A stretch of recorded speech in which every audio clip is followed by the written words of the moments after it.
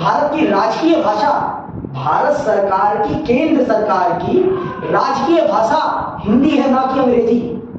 वो अस्थाई राजकीय भाषा है, अस्थाई राजकीय भाषा हिंदी है भारत की, और अन्य 21 भाषाएं हैं। आपको पता है हिंदी बोलने वाले को कम ज्ञानी समझा जाता है, कम ज्ञानी समझा जाता है।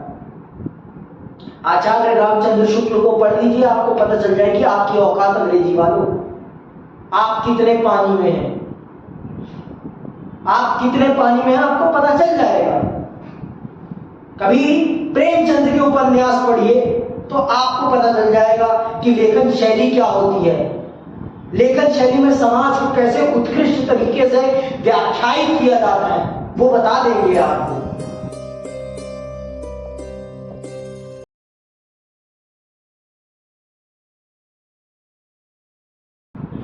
हिंदी हिंदी हिंदी, हिंदी है देश की बिंदी। हम ये ऐसे स्लोगन्स हर जगह लिखे हुए देखते हैं, लेकिन हिंदी का इंडिया कितना करता है सम्मान, ये है मेरा प्रश्न। ये है मेरा प्रश्न कि इंडिया जिसके पास रोजगार है वो कितना करता है इसका सम्मान। और मैं उन नेताओं से पूछना चाहूंगा कि वो कितना अपने बच्चों को पढ़ाते हैं हिंदी में, यही मैं पूछना चाहूंगा। आज चल रही है बैटल भारत बनाम इंडिया, भारत बनाम इंडिया। अरे जब तक आप अपनी भाषा को सम्मान नहीं देंगे तब तक आपके देश को सम्मान कैसे मिल जाएगा, आपके देश को सम्मान कैसे मिल जाएगा। आप खुद बताइए, जिनको हिंदी बोलनी नहीं आती वो हिंदी सिनेमा में बड़े बड़े एक्टर बन जाते हैं, अभिनेता बन जाते हैं, और जिनको हिंदी आती है उनको कुछ नहीं दिया जाता। और आपको मैं एक अच्छा उदाहरण बताता हूं, हमारे देश में इंटरव्यू, साक्षात्कार, बहुत लोगों को तो यही नहीं पता होगा कि इंटरव्यू को हिंदी में साक्षात्कार कहते हैं। इंटरव्यू में प्रेफरेंस हमेशा इंग्लिश मांगी जाती है। तो अब मुझे आप बताइए हिंदी का कैसे विकास होगा जब इस पेट की आग हमारी भाषा बुझा नहीं पाएगी। तो आप मुझे बताएं इस भाषा को कौन ज्यादा दिन तक सरवाइव करेगा, आप मुझे बताएं। जो लोग हिंदी पढ़कर बड़े बड़े पदों पर जाते हैं ना, वो फिर अपने बच्चों को हिंदी नहीं पढ़ाते, वो हिंदी नहीं पढ़ाते, वो चाहते हैं कि उनका बच्चा अंग्रेजी माध्यम में पढ़े। और ऐसा क्यों होता है? क्योंकि हमारी सरकारें हिंदी को प्रोत्साहित नहीं करती। मैं आपको एक फैक्ट बता देता हूं, भारत की राजकीय भाषा, भारत सरकार की, केंद्र सरकार की राजकीय भाषा हिंदी है, ना कि अंग्रेजी। वो अस्थाई राजकीय भाषा है, अस्थाई राजकीय भाषा हिंदी है भारत की, और अन्य 21 भाषाएं हैं। पता होना चाहिए हमको, हमको तो पता ही नहीं। हम सब इंडिया इंडिया चेयर करते हैं, कभी भी भारत भारत कभी नहीं चेयर करता। मैंने नहीं सुना किसी भी क्रिकेट मैच में कि जनता चिल्ला रही हो पीछे से भारत भारत भारत, कदापि नहीं, हमेशा इंडिया इंडिया।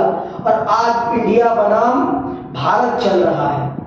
जब तक इसको सम्मान नहीं मिलेगा, हिंदी को सम्मान नहीं मिलेगा, तब तक हिंदी दिवस मनाने से हिंदी का अस्तित्व नहीं बचा रहेगा, हिंदी में रोजगार देने से अस्तित्व बचा रहेगा।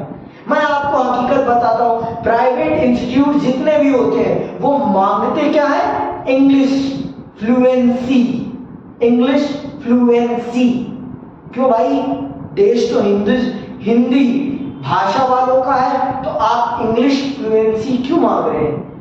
भारत की व्यवहारिक भाषा, भारत की व्यापारिक भाषा तो हिंदी है ना। आपने उस अंग्रेजी क्यों बना रखी है? मुझे बताओ आप। मैं नहीं कहता कि इंग्लिश मत सीखो, आप सीखो, बहुत अच्छी बात है, लेकिन हमारे देश में हमारा गांव का बच्चा जो भारत कहलाता है, आज भी भारत गांव ही कहलाता है, वहां सबको भारत ही कहते हैं। क्यों? क्योंकि वहां की भाषा आज भी हिंदी है। भारत का गांव का बच्चा जहां देश की 60% आबादी रहती है, उसको रोजगार क्यों नहीं मिल पाता? क्योंकि उसको इंडिया की भाषा नहीं आती, उसको इंडिया की भाषा नहीं आती, इसलिए उसको रोजगार नहीं मिल पाता, या उसको उतना व्यापार में मुनाफा नहीं हो पाता, एम्बैरेसमेंट फील करता है वो कभी कभी। आपको पता है हिंदी बोलने वाले को कम ज्ञानी समझा जाता है, कम ज्ञानी समझा जाता है। आचार्य रामचंद्र शुक्ल को पढ़ लीजिए, आपको पता चल जाएगी आपकी औकात अंग्रेजी वालों, आप कितने पानी में हैं, आप कितने पानी में हैं आपको पता चल जाएगा। कभी प्रेमचंद के उपन्यास पढ़िए तो आपको पता चल जाएगा कि लेखन शैली क्या होती है, लेखन शैली में समाज को कैसे उत्कृष्ट तरीके से व्याख्यायित किया जाता है, वो बता देंगे आपको। सामाजिक समस्याओं को किस प्रकार से भाषा में गढ़कर प्रस्तुत करना होता है, वो प्रेमचंद्र जी आपको सिखा देंगे। पढ़िए धर्मवीर भारती को, वो सामाजिक और जैविक समस्याओं को बड़ी मनमोहक तरीके से अपने उपन्यास में लिखते हैं। आप पढ़िए ना। अब भारत को जब तक नहीं पढ़ेंगे तब तक भारत के बारे में जानेंगे कैसे? और भारत की भाषाओं में बसता है, ना कि सिर्फ नाम से बसता है। नाम बदलने से कुछ नहीं होगा। और भारत इंडिया दोनों भारत के ही नाम है, भारत इंडिया दोनों ही भारत के नाम है। कुछ पार्टियों ने अपना अलायंस गठबंधन बना लिया, जिसके कारण इंडिया हटाओ भारत लाओ, इंडिया हटाओ भारत। मैं यही तो प्रश्न कर रहा हूं आपसे, कितने लोग हिंदी को प्रेफर करते हैं इंटरव्यू के लिए, कितने लोग अपनी एजुकेशनल शैक्षिक योग्यता हिंदी में प्राप्त करना चाहते हैं, ये भी तो प्रश्न है। इस प्रश्न पर बात क्यों नहीं कर रहा कोई? क्योंकि इस प्रश्न पर बात कर लेंगे हम तो हमारी हकीकत खुल जाएगी, और हमारी हकीकत खुल जाएगी तो हमारी औकात पता चल जाएगी। हमारी औकात पता चलेगी कि सिर्फ हम नाम बदलने के पक्ष में होते हैं, फिर हम उसके पक्ष में नहीं होते। आपको पता है भारतीय सेना में हिंदी को प्रेफरेंस नहीं दी जाती, भारतीय सेना में अंग्रेजी को प्रेफरेंस दी जाती है। इंग्लिश इंटरव्यू वहां पर इंग्लिश में क्वालिफाई करना होता है, आपको पता होना चाहिए। इंग्लिश वहां पर कंपलसरी है अफसरों के लिए। बात करनी है उन्हें भी जवानों से, लेकिन उन्हें इंग्लिश आनी कंपलसरी है।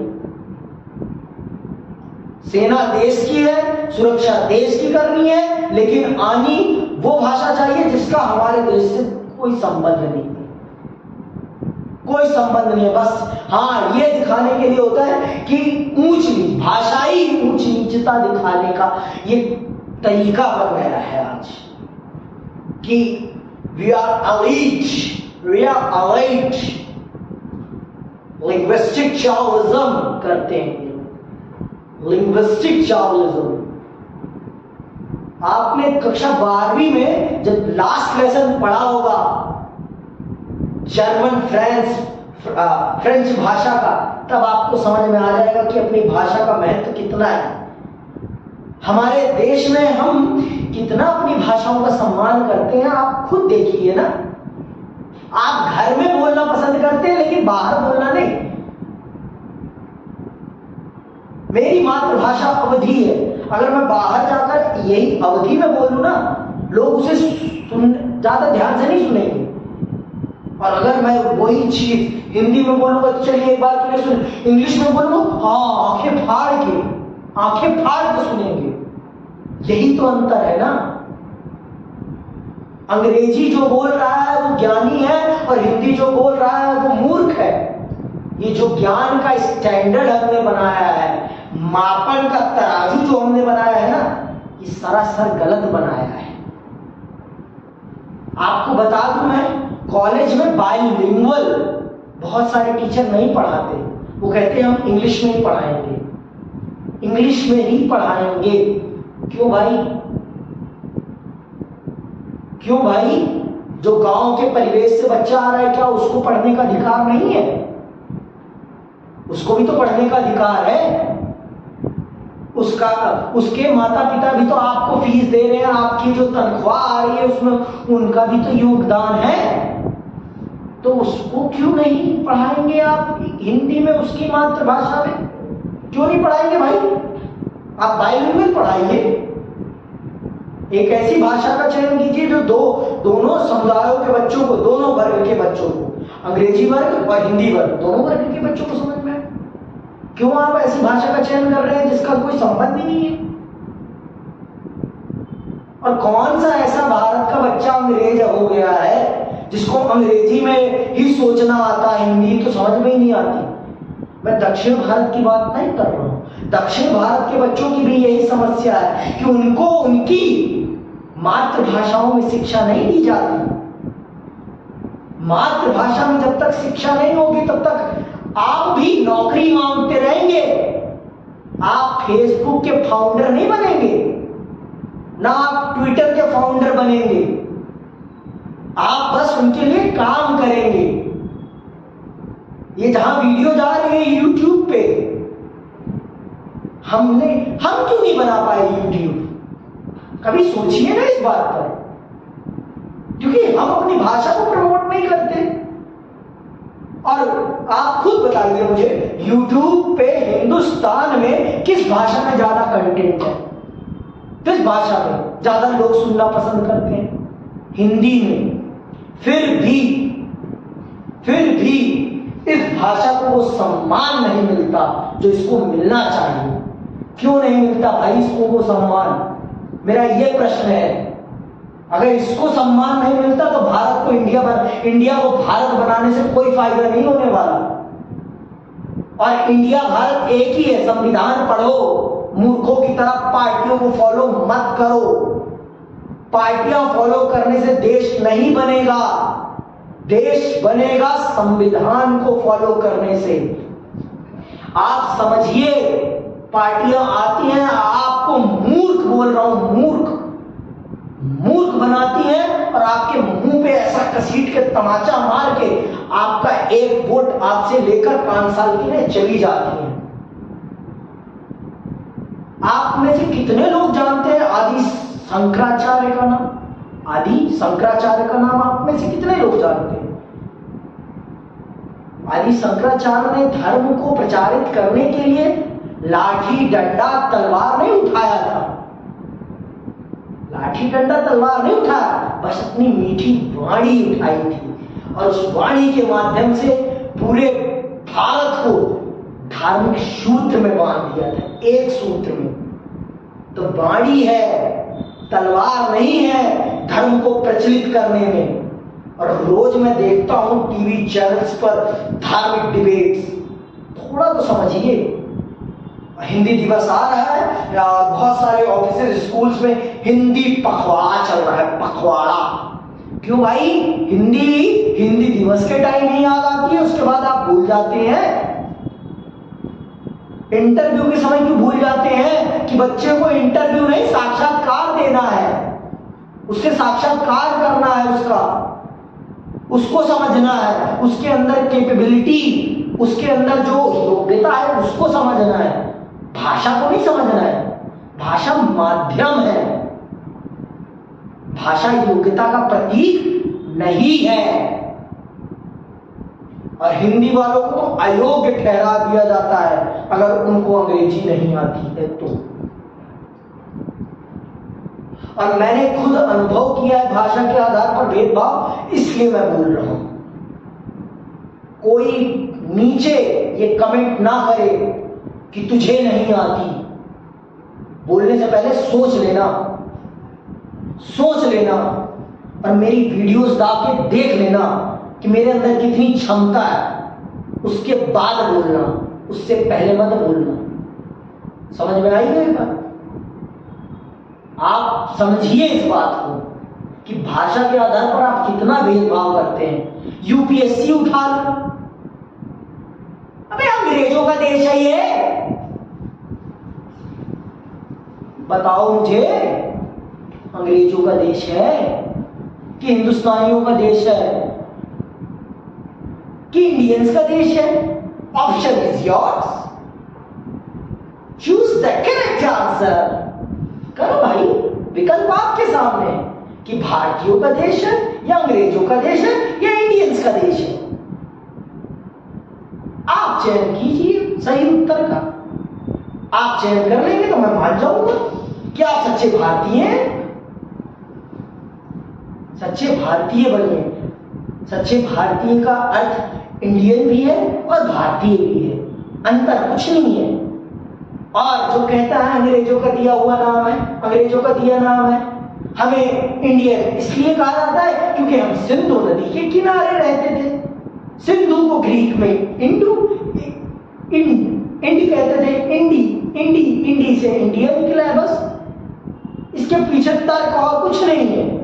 हम सिंधु के किनारे बसते थे, सिंधु नदी के किनारे रहने वाले लोगों को ग्रीक, जर्मन, फ्रेंच, और अगर आप भाषा के विद्यार्थी होते तो आपको पता चल जाता भरोवीय भाषा परिवार, आपको पता चल जाता भरोवीय भाषा परिवार क्या है, तो आप जान जाते कि ये आपकी फ्रेंच, लैटिन, आपकी ये देवनागरी, ये सब ये की भाषा परिवार की हैं। अब जब आपने पढ़ाई नहीं है तो आपको कहां से पता होगा? पढ़ो ना, पहले पढ़ोगे तब जानोगे, नहीं पढ़ोगे तो कुछ नहीं जानोगे। किताबें पढ़नी होती हैं इनके लिए। व्हाट्सएप यूनिवर्सिटी, व्हाट्सएप विश्वविद्यालय के द्वारा प्रदान किए ज्ञान के आधार पर आप भाषा के आधार पर भेदभाव ना कीजिए। यही मेरी आपसे विनती है, यही मेरा आपसे आग्रह है कि भाषा के आधार पर भेदभाव करने से पहले एक बात सोचिए कि उस बच्चे पर कितना गहरा उसका मानसिक कष्ट पहुंचता है जब उसके साथ भाषा के आधार पर भेदभाव होता है। भाषा के आधार पर भेदभाव, उसे कितना मानसिक कष्ट पहुंचता है कि मेरे अंदर योग्यता होते हुए भी मेरी योग्यता को नकारा जा रहा है। सिर्फ क्यों? क्योंकि मुझे एक भाषा नहीं आती, मुझे एक भाषा नहीं आती, और वो भाषा जो हिंदुस्तान की है ही नहीं, जो हिंदुस्तान की अपनी है ही नहीं, वो भाषा नहीं आती। मैं अपनी अंधी जनता से भी यही पूछूंगा कि वो सवाल तो करें अपने नेताओं से कि आपके बच्चे किस भाषा में पढ़ते हैं और आप अपने बच्चों को उस भाषा में क्यों पढ़ा रहे हैं। आपका अपने बच्चों को उस भाषा में पढ़ाने का कारण क्या है, आप पूछिए उनसे। और इसी के साथ यहीं पर मैं आपसे विराम लेता हूं। सोच समझ के बात करा करिए, बिना सोचे समझे बोला मत करिए, मुंह मत खोला करिए, क्योंकि मुंह खोलने के लिए सोचना होता है। और हिंदू धर्म में ना मुक्ति के 3 मार्ग हैं। नहीं बताता होगा कोई आपको धर्म गुरु, मैं बता देता हूं। मैं आपसे उम्र में बहुत छोटा हूं, बहुत, लेकिन फिर भी मैं बता देता हूं। हिंदू धर्म में मुक्ति के 3 मार्ग हैं। पहला मार्ग है ज्ञान। ज्ञान क्या देता है आपको? चिंतनशीलता। दूसरा है कर्म जो आप करेंगे वो ही आपका जीवन निर्धारित करेंगे। और तीसरा है भक्ति साधना। उसमें दिखावा नहीं होता, उसमें क्या होता है? उसमें आप समर्पित होते हैं अपने ईश्वर के प्रति, बिना किसी लाभ लपट के, बिना किसी स्वार्थ के। तो जब बिना स्वार्थ के आप भक्ति करने लगे तो आप समझ जाइएगा कि आप भक्ति कर रहे हैं। और भाजपा भक्ति नहीं करती, भाजपा राजनीति करती है, धर्म की राजनीति, क्योंकि उन्हें उससे लाभ कमाना होता है। तो मूर्खों, समझो कि भक्ति में ना राजनीति नहीं होती, उससे लाभ नहीं कमाई जाती, वो निस्वार्थ भाव से की जाती है। इसी के साथ मैं आपसे विदा लेता हूं। जय हिंद, जय भारत, वंदे मातरम।